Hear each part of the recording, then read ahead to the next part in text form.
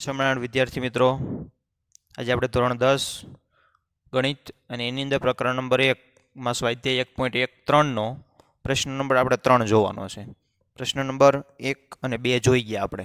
પ્રશ્ન નંબર 3 શું કહે છે? તો કે સાબિત કરો કે 1/2 એ અસમય છે.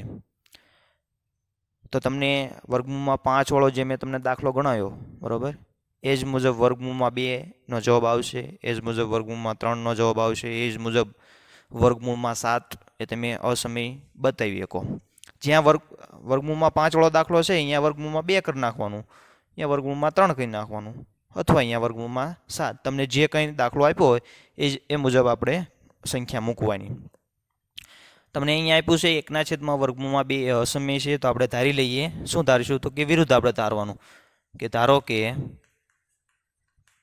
1/2 એ સમય છે.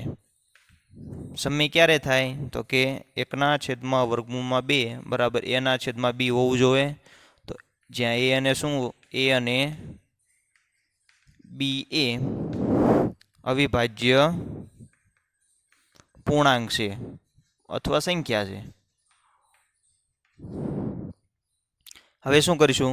તો કે b ને આ બાજુ જવા દઉં અને વર્ગમૂળમાં 2 ને પેલી સાઈડ જવા દઉં છું. એટલે કે છેદ છે એ અંશમાં જતો રહે છે, એટલે કે b બરાબર વર્ગમૂળમાં 2a આવું થઈ જાય. હવે આપણને ખ્યાલ છે કે બંને બાજુ વર્ગ કરવાનો, તો કે બંને બાજુ વર્ગ કરતા વર્ગ કરીએ એટલે શું થઈ જાય? તો કે b² બરાબર વર્ગમૂળમાં 2નો વર્ગ કરવી તો 2, a² નો વર્ગ a². હવે તો તમને ખ્યાલ આવી ગયો કે 2 એ b² નો અવયવ થાય, અથવા b² ને 2 વડે આપણે વિભાજ્ય છે. તો લખીએ અહીંયા, તેથી 2a b² નો અવયવ છે, અને 2a શું થઈ જાય છે? તો કે અવિભાજ્ય સંખ્યા થઈ જાય છે. આ અવિભાજ્ય સંખ્યા હોય તો આ બધી અવિભાજ્ય સંખ્યા હોય, એટલે કે 2a અવિભાજ્ય સંખ્યા છે, આપણને ખ્યાલ જ છે. 2a અવિભાજ્ય સંખ્યા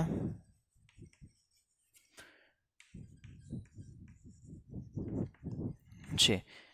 તેથી પ્રમેય 1.3 મુજબ શું થઈ જાય છે? અવિભાજ્ય સંખ્યા હોય અને 2ab નો અવયવ હોય તો 2ab b² નો અવયવ હોય તો 2ab નો પણ અવયવ થાય મુજબ શું થઈ જાય છે? તો કે 2a b નો અવયવ થાય. આટલું તમને ખ્યાલ આવી ગયું. હવે આપણે શું કરતા હતા? તો ફરીથી આપણે ધારણા કરતા હતા. ધારો કે b બરાબર 2c, બંને બાજુ વર્ગ કરવાનો, તો કે b² બરાબર 2નો વર્ગ 4, c નો વર્ગ. અહીંયા b² વાળું પદ છે, અહીંયા b² વાળું પદ, એટલે કે એની જે જમણી બાજુ છે એ બે તેમ સરખાવી શકો. તેથી અહીંયા શું થઈ જશે? તો કે 2a નો વર્ગ બરાબર 4c નો વર્ગ. 2 ને નીચે જવા દો, એટલે કે a² બરાબર 4/2 c નો વર્ગ, એટલે 2 દુ 4, એટલે કે a² બરાબર 2c નો વર્ગ. આ જેવું પદ થઈ ગયું. તો કે 2a b² નો અવયવ હોય તો અહીંયા શું થશે? 2a² નો 2a a² નો અવયવ છે. 2 શું છે? તો કે અવિભાજ્ય સંખ્યા છે. તો કે 2a અવિભાજ્ય સંખ્યા હોવાથી શું થાય છે? તો કે પ્રમેય 1.3 મુજબ 2 a² નો અવયવ હોય તો કે 2a નો પણ અવયવ બને. હવે જે લખું છું અહીંયા ધ્યાન રાખજો. હવે તમને વર્ગમૂળમાં 5માં જે તમે શીખવાડ્યું હતું એ જ મુજબ કરવાનું છે, કે અહીં a અને b એ અવિભાજ્ય સંખ્યા છે. સંખ્યા હોવાથી અવિભાજ્ય સંખ્યા હોય એટલે એનો સામાન્ય અવયવ શું હોય તો કે 1 હોય. તેથી હોવાથી તેનો સામાન્ય અવયવ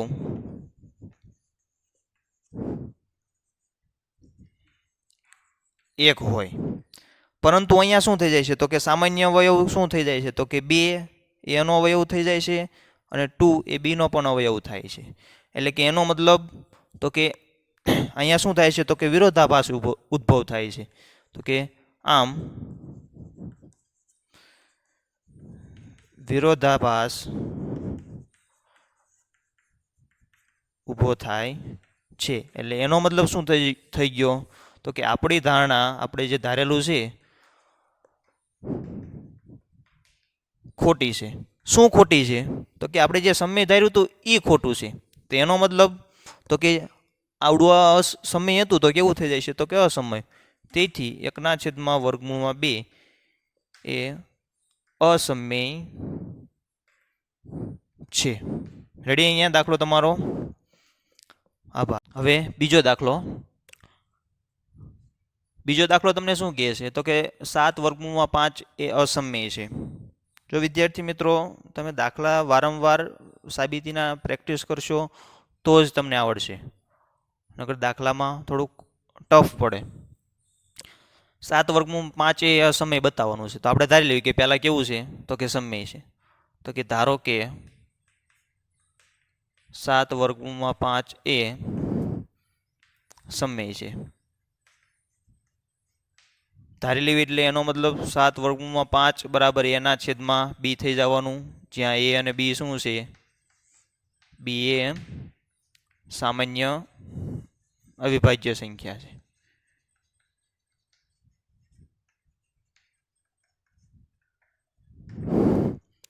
હવે શું કરું છું તો કે વર્ગમૂળમાં 5 આપણે ખ્યાલ જ છે.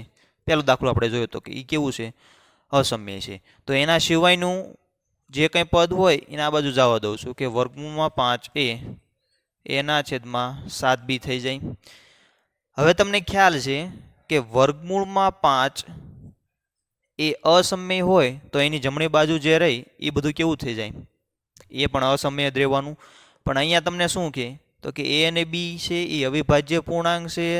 તો એની જમણી બાજુ એટલે કે આ સમય બતાવી દીધું તો કે આ સમય થવાનું, તો આ સમય થયું. વિરોધાભાસ આપણે ઉત્પન્ન કરવાનો છે. તો અહીંયા જોવી તો અહીં a અને b એ અવિભાજ્ય પૂર્ણાંક હોવાથી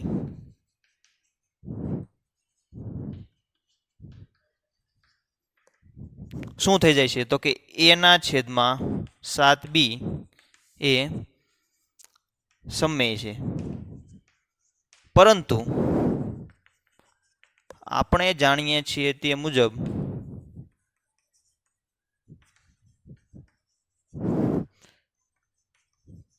શું જાણવી છે તો કે વર્ગમૂળમાં 5 એ અસમય છે. આપણને ખ્યાલ જ છે એટલા માટે આપણે ટૂંકમાં આપણે દાખલો પતાવી દીધો. વર્ગમૂળમાં 5 એ અસમય છે. તેથી આમ આપણી ધારણા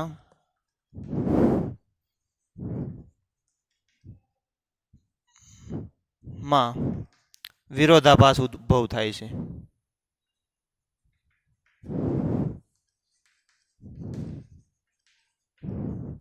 એનો મતલબ વિરોધાભાસનો મતલબ તો કે આપણે તો આ જાણવી છે કે અસમય છે અને આપણે અહીંયા લઈ લીધું છે કેવું તો કે સમય બતાવવાનું છે. તેથી 7/5 એ કેવું થઈ જાય તો કે અસમય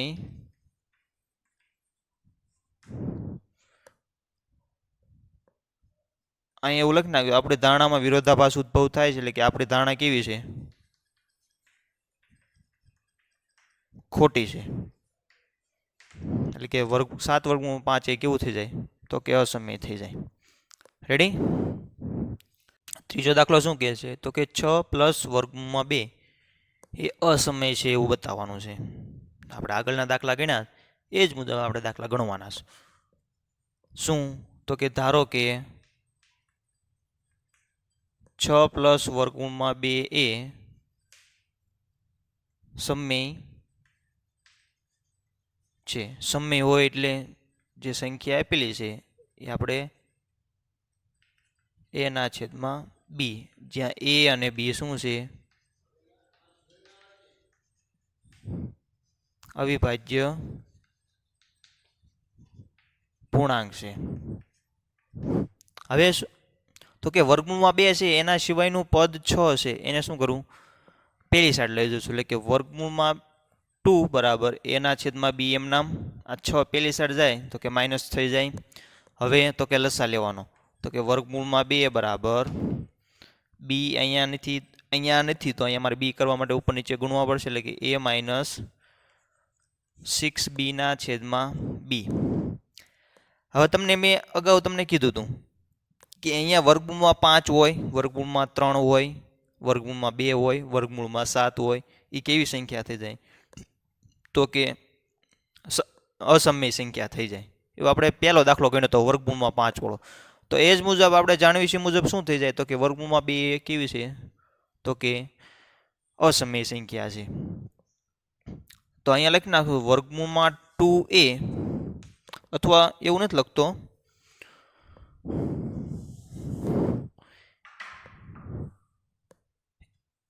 a અને b એ અવિભાજ્ય પૂર્ણાંક હોવાથી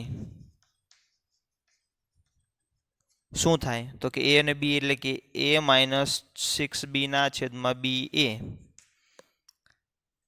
સમય સંખ્યા સમય છે. પરંતુ આપણે જાણીએ છીએ તે મુજબ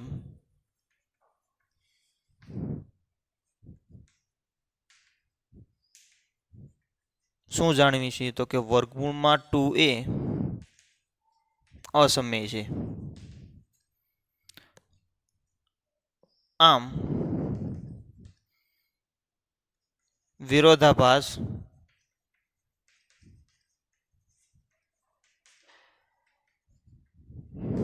ઊભો થાય છે. વિરોધાભાસ ઊભો થાય છે એટલે કે આપણે જે ધારેલું છે એ કેવું છે? ખોટું. આપણી ધારણા ખોટી છે. શું ખોટી છે? તો કે આવડ્યા છે 6 પ્લસ વર્ગમૂળમાં 2a સમય છે તેમ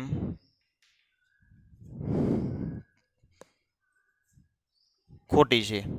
બરોબર? એટલે કે આપણે જે ધારેલું છે સમય એ આપણી ધારણા કેવી છે? ખોટી. ધારણા ખોટી છે તો શું થઈ જાય? તો કે 6 પ્લસ વર્ગમૂળમાં 2a અસમય છે. આ દાખલાની અંદર વધારેમાં વધારે પ્રેક્ટિસ કરવાની છે. સાબિતીના દાખલા છે, એટલે કે સ્વાધ્યાય 1.3 સાબિતીના જે દાખલા છે એ તમે 2 થી 3 વાર ગણશો તો તમને વધારેમાં વધારે તમને ખ્યાલ પડી શકે. આભાર.